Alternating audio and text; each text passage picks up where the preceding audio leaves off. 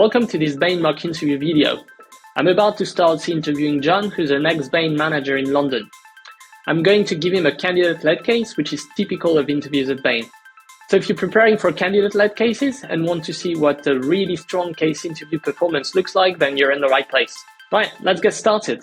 So as Max mentioned, I'm an ex-Bain manager from the London office. I left consulting to go into industry, working in tech, and I've been coaching for IGotAnOffer for a few years now. So looking forward to going through this case with you guys. I'm going to start a 30-minute timer. We're going to give ourselves 30 minutes to work through this. So let's go. You ready, John? Sounds good. Let's go. Cool. All right. So you have a friend who moved to Jamaica, and he needs to make a living in Jamaica. And he saw this piece of land, which is up for sale for $3,000. Okay. And he doesn't know whether to buy it or not. And so he gives you a call and he asks you for your recommendation. Okay, sounds good. Sorry, I'm just getting notes as we speak.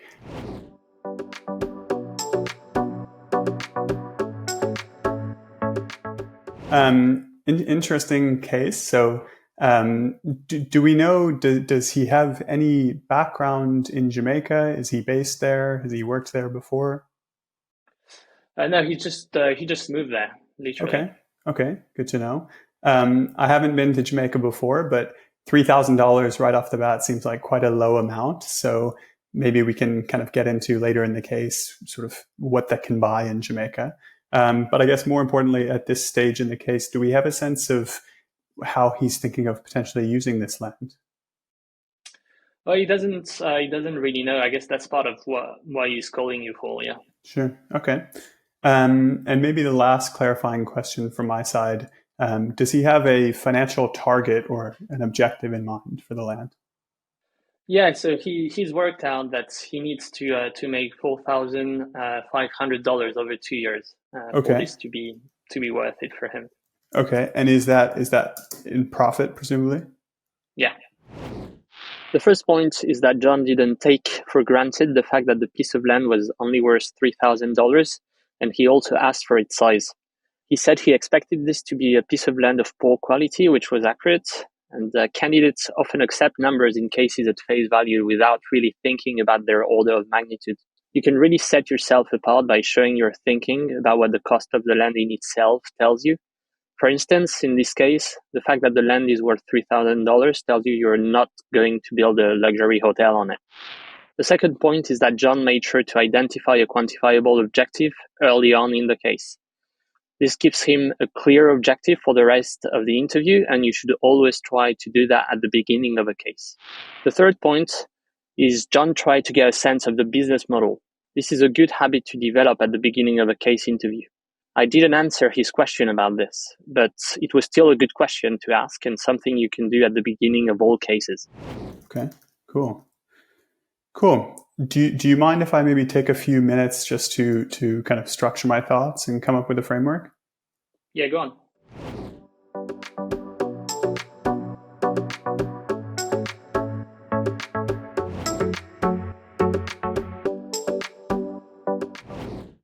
Cool. So maybe I can kind of talk you through the framework I've got here. Let me try and expand these columns so you can see. So okay. I've kind of structured in 3 buckets. So my first bucket is Jamaica itself. Second bucket is the land. And the third bucket is the potential financials. So Jamaica, kind of from a broad macro outlook, would just want to know sort of how investment friendly is the landscape. Like it sounds like he's relocated there, but as he thinks about deploying his $3,000, should he do that in Jamaica or should he do that in the US or perhaps his home market? Second item under that would be kind of, is he experienced doing business here? Obviously, we've probably all heard of sketchy land deals everywhere, so he doesn't want to fall victim to one of these in Jamaica.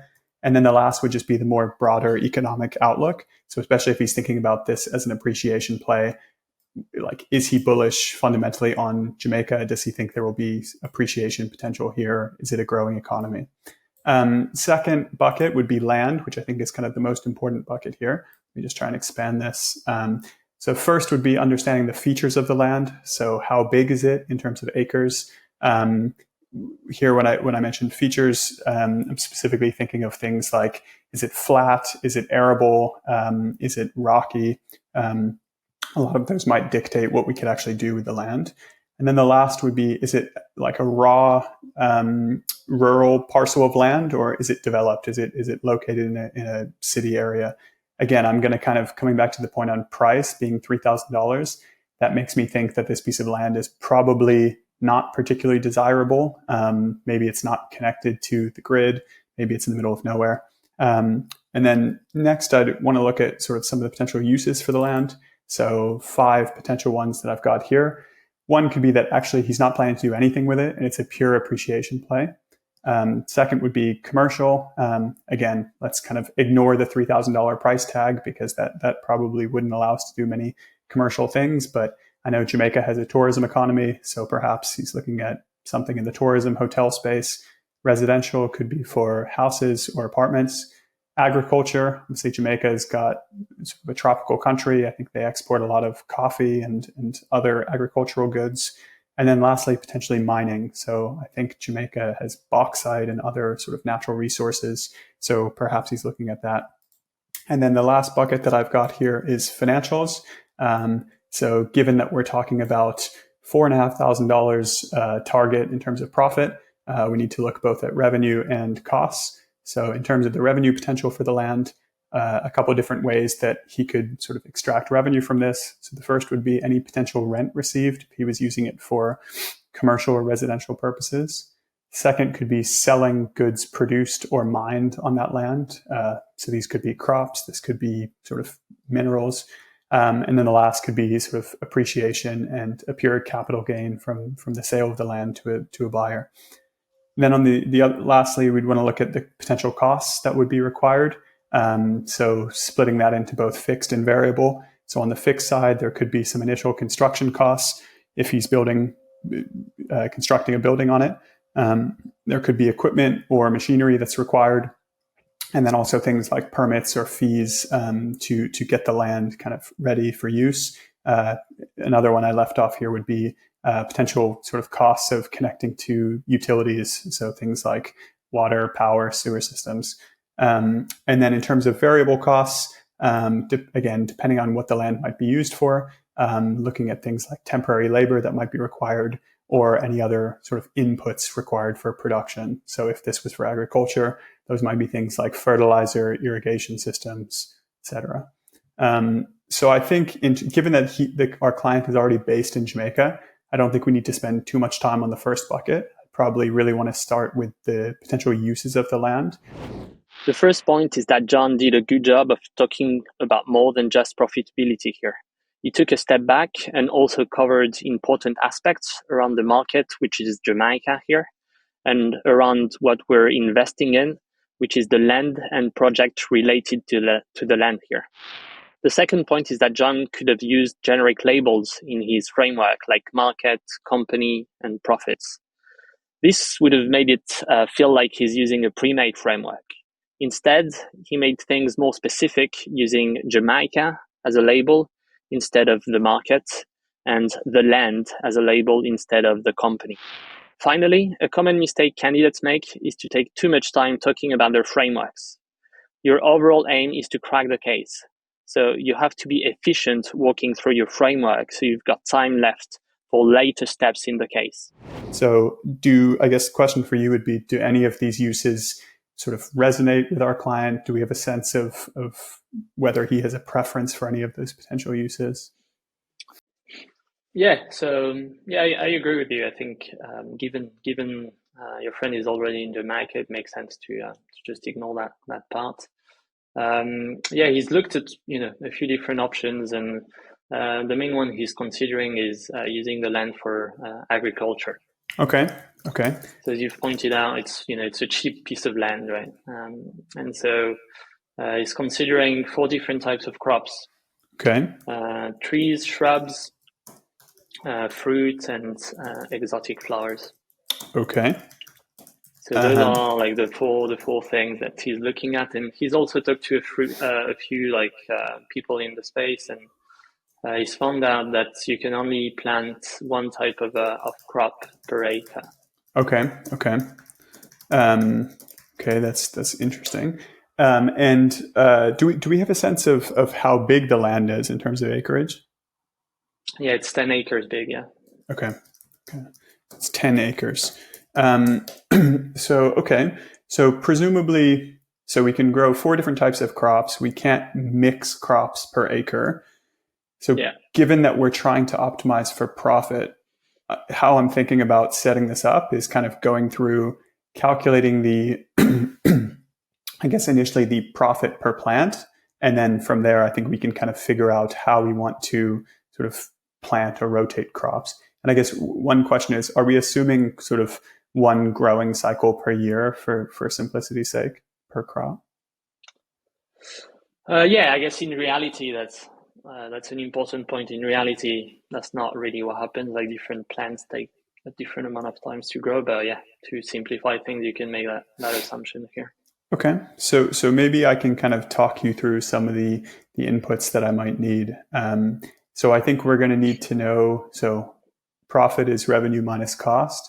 Revenue is obviously price times quantity. So maybe we can start on the price side. Would be helpful to know kind of what would be the prices that we'd be able to sell these different crops for. Okay. I guess the next.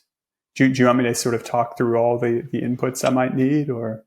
Yeah, I'm just curious, like, where will you go from there? So say you have the profits per plant or per type of crop. Like, what do you do with it? What Sure. is that? Yeah. Sure. So profit per plant kind of on its own would be helpful to think about sort of the prioritization of what we would grow. But Okay. we also need to consider how many different types of, or sorry, how many plants we could fit on each acre. Obviously, Okay. something like a tree is much bigger than exotic Yeah. flowers, with the hypothesis being that you could grow fewer trees per acre. So next thing I'd need to know would be how many crops per acre could we grow of a specific type. Okay. Okay. Um, and then based on that, we could get to move from profit per plant to profit per acre. Profit per acre is essentially what we would want to Okay. optimize for. Mm-hmm. Um, but I think we would also need to take into account, I guess, we're sort of making the implicit assumption that we could sell everything we grow, which in reality is not the case. So we would also need to know, like, are there other producers or competitors out there? And so kind of Right. what does market demand look like, and kind of how much of that can we expect to get? Um, Okay. and we Yeah, I think haven't that makes sense at and high we level. yeah, we haven't talked about the cost side, but obviously there's going to be presumably some fixed and variable costs incurred to kind of get the land ready for growing these things, as well as for sort of buying the raw materials that will be required to grow these. Okay. So I'm gonna share some data points with you here Okay, to get you started, and you can, yeah, let me know cool. if you need Okay, more so than I'm this. just going to make this a bit smaller. Okay, so just looking through what we've got here. So it looks like we've got, for the four crops that you mentioned, we've got the selling price, we've got the variable Yeah. cost, and then units per acre. This is basically how many we can grow.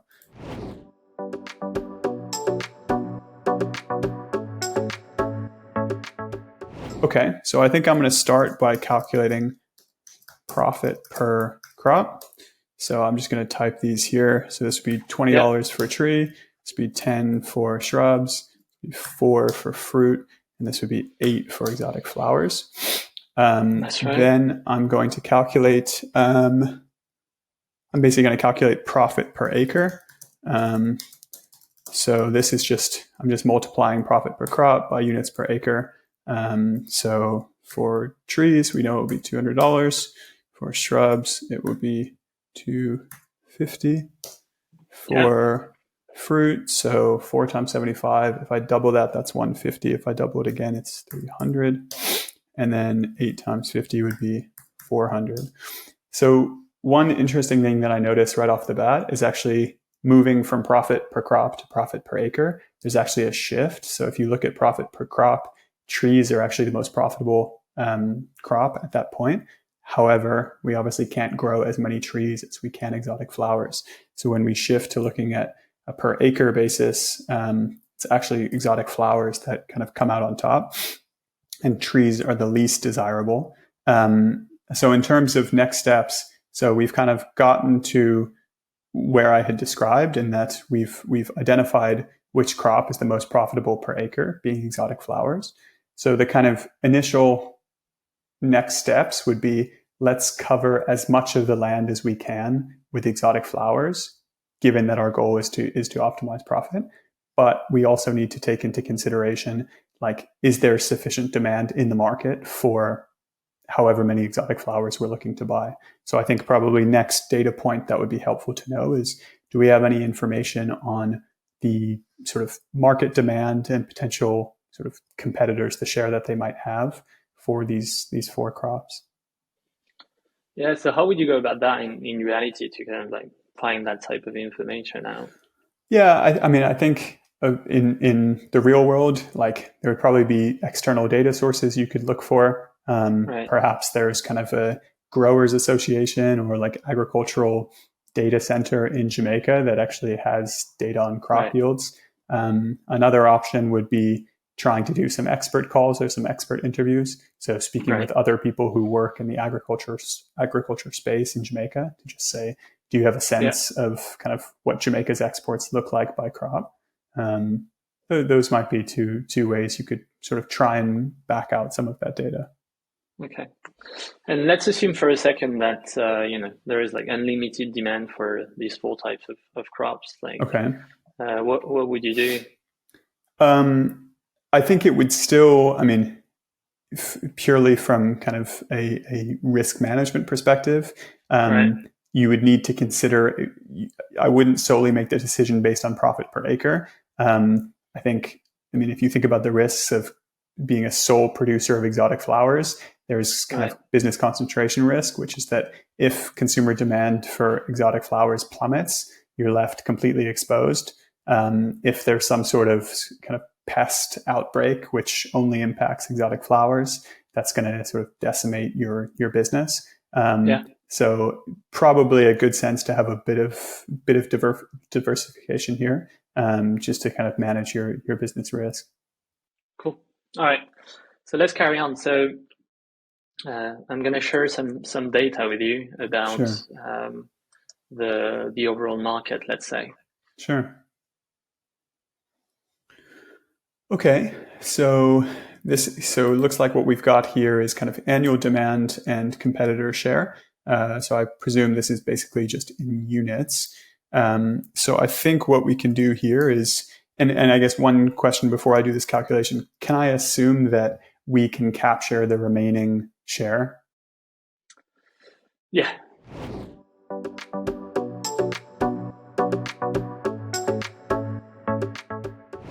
Okay. So we'll be able to capture this sort of remaining 40%. So 40% of 5,000. So 10% is 500. I multiply that by 4, that would be 2,000. That's how many trees we can get. So we're saying we can get 80% of 1,000. So that would be 800 shrubs. We're saying we can get 15% of 1,000. So that would be 150 fruit.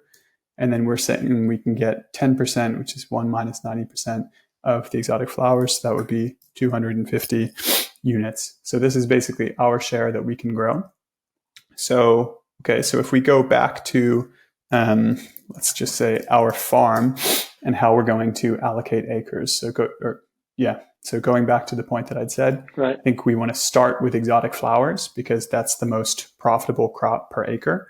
Okay. But what we see is that in terms of units per acre, we're not going to be able to cover our entire farm with exotic flowers. In fact, we know that if we can grow 50 flowers per acre and the demand that we can capture is 250 units, actually the max that we can cover in flowers is 5 acres. So anything beyond that, we're not going to be able to sell. So we know that so I'll change this R farm. This is actually sort of acres.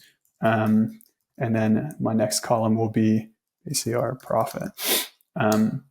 So we're going to cover 5 acres with exotic flowers, we know that profit per acre for exotic flowers is 400. So we're going to generate $2,000 in profit from exotic flowers.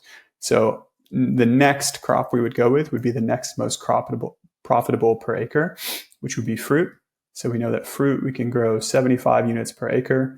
Demand is for 150 units. So that means we can grow 2 acres, 150 divided by 75.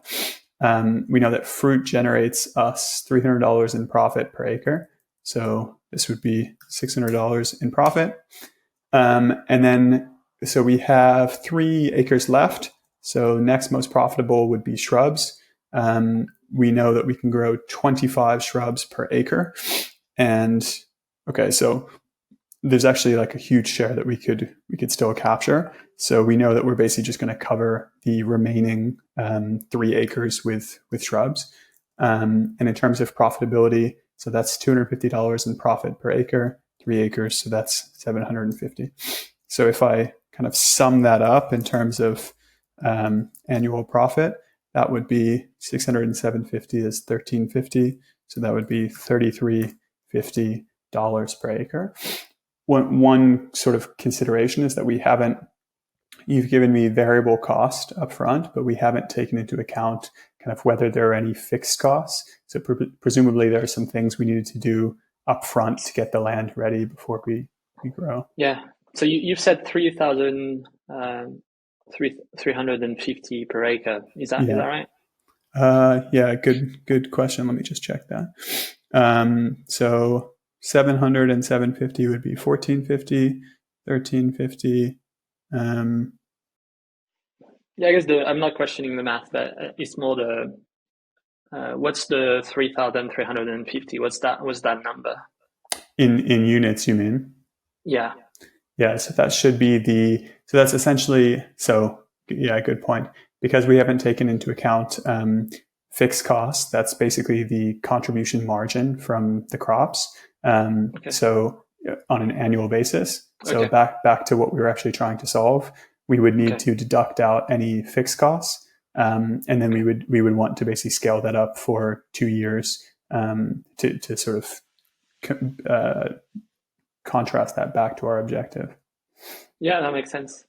Yeah. So what kind of you've talked about fixed cost earlier. So what kind of fixed costs do you think this type of business has? Yeah, I would think, I mean, given that this is commercial agriculture, I would think some sort of irrigation system, like usually that's kind of an upfront fixed cost. Potentially also something like tractors or sort of commercial farming equipment. Potentially salaried labor could be a fixed cost if that's something that we sort of can't get out of in the short term. Yeah, so kind of a mix of setup costs for the land as well as sort of costs that we know we're going to incur on an annual basis. Okay, that makes sense. Okay, so you can assume that in year one there is going to be $500 worth of initial setup costs. Okay. And then on an annual basis, just to manage the whole operations, there is a fixed cost of $350.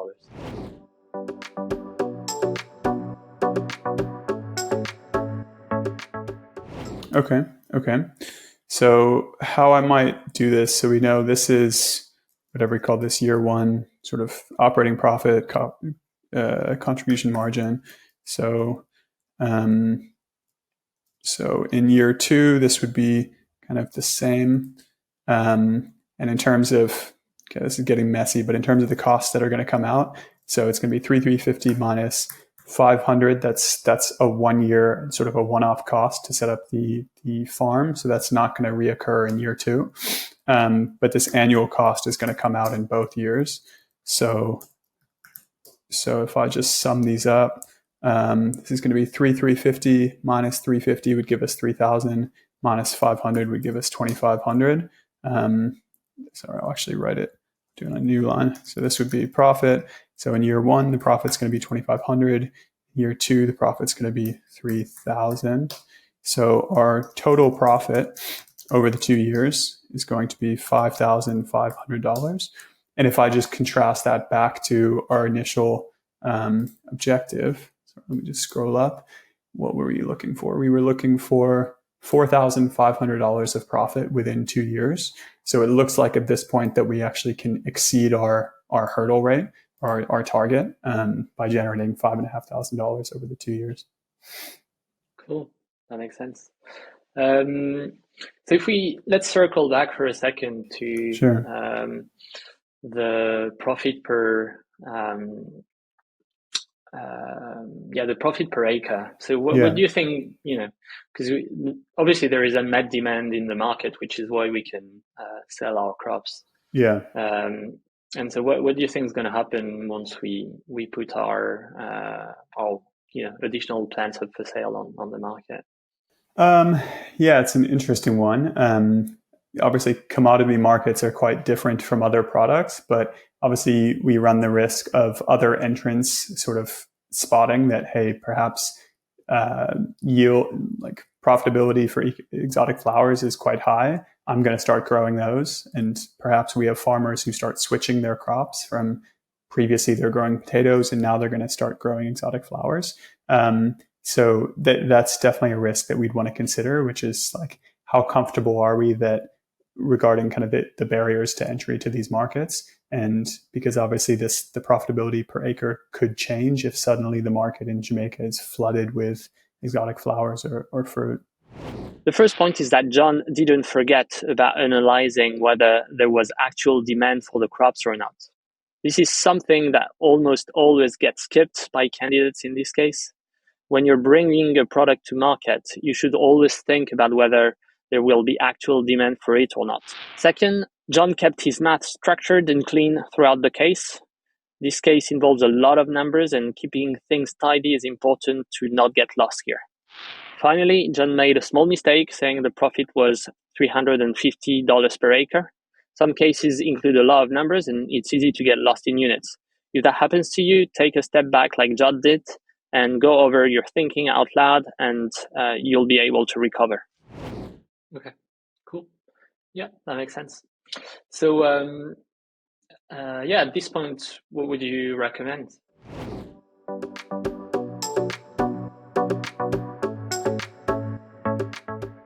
Yeah, so I think I'd recommend to our client that he proceed with purchasing the plot of land in Jamaica for $3,000 because he'll be able to exceed his profitability target and generate $5,500 of profit within 2 years by growing this kind of rotation of 3 different crops: exotic flowers, fruit, and shrubs. I think a couple of risks that he might want to take into consideration. One is the one that we just discussed, which is that if there are low barriers to entry, we could run the risk of kind of more entrants starting to grow these types of crops, potentially impacting the unit economics per crop. Another risk would just be sort of, if thinking about our client, if he's new to Jamaica and if he doesn't have any background in agriculture, are all of these assumptions and projections sort of ones that we feel comfortable with? Is it realistic that within 2 years he's going to be up and kind of growing to meet market demand? So in terms of next steps, I think one would be just to get a better understanding from our client as to, does this feel feasible in terms of getting up to speed and all of the logistics of starting a commercial agriculture operation? And I think the second next step, kind of looking a bit further in the future, I mean, a lot of crops, fruit are exported from sort of tropical countries to larger export markets.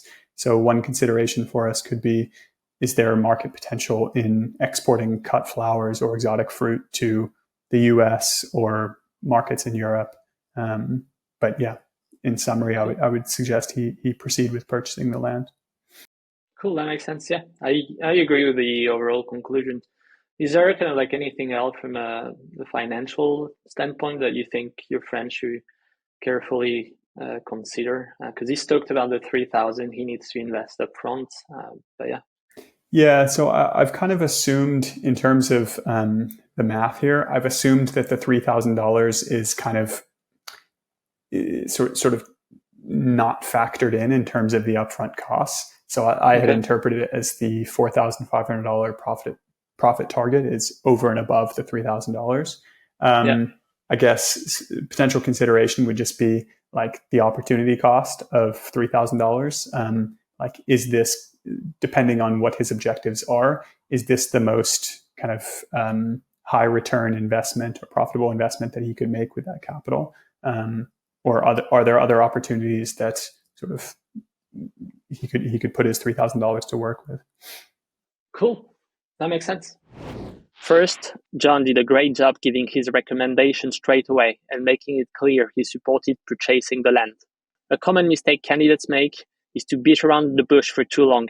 Instead, you should give your recommendation in your first sentence like John did. Finally, John outlined risks and next steps without being prompted to, which is great. For each risk he talked about, he outlined a next step, which is a great way of keeping things concise and logical. Awesome. Great job. Cool. Thanks. How did it all feel? Yeah, so this is definitely a more math-heavy case. Right. So obviously, sort of a lot of calculations here kind of to run through. So I'd say compared to other cases given by McKinsey, Bain, or BCG, probably one difference is that this case isn't very chart-heavy. There weren't really any charts to clear. There wasn't that much in terms of structured brainstorming, but quite numbers heavy and kind of a sequential flow in terms of doing the calculations here. Awesome. Do you have any like tips for like dealing with this as a candidate? Yes. So obviously, as a candidate, you're not going to be doing this on a laptop, thankfully, and typing them out. So a couple of tips. So one would be, it's always helpful sort of early on to align with the interviewer in terms of your approach and how you're actually going to set up the math. I think one reason why that's really helpful is it can kind of prevent you making a math mistake before you get there. So for example, let's say that I set up my math here and I was going to proceed with basically saying that we should grow all exotic flowers because they're the most profitable per acre. Max might have been able to sort of interrupt and help me and say, hey, do you think you're overlooking anything or you've forgotten anything by implicitly assuming that we can sell all the exotic flowers we grow? So that's interviewers often sort of try and help you out, and they're trying to give you a hint that, hey, maybe you should think about market demand. So one tip is that it's always helpful to talk the interviewer through your math approach and kind of pay attention to their cues and their body language to see if they're trying to signal that you might have overlooked something. So that's one tip. I think another one that's critical, especially for a case like this, as you can see, the math isn't very complicated, but if you don't lay it out cleanly, you're almost certainly going to get lost. So one tip here is, wherever possible, try and lay out your math in a table or grid format. It makes it so much easier to keep track of the numbers you're getting. Here, it was a benefit that Max was able to just copy paste the numbers in. But in a real interview, your interviewer would be giving these to you sort of one by one. So if you're the type of person that takes very messy sort of small notes, it's going to be much harder for you to keep track of your different numbers. And so my last tip would just be, in a real case, when you're doing it with pencil and paper, use more paper than you think you will, and write larger. It makes it much easier if your interviewer interrupts you and says, hey, we need to wrap up, can you give a recommendation? Then it's easy for you to revert back to the calculations you've done, the sort of key numbers, so that you can stay on top of everything. Awesome. Well, thank you so much, John. Cool. So that was a great case, and we'll see you next video. Thanks, everyone. Thanks, everyone. Thanks, Max. Hello, I really hope you found that useful. If you did, you can like and subscribe. And why not come on IGotAnOffer.com to see more videos like this, study case interview frameworks, and read company guides. There you can also practice for your upcoming case interviews with coaches from McKinsey, BCG, Bain, and other consulting firms. Thank you and good luck with your upcoming interviews.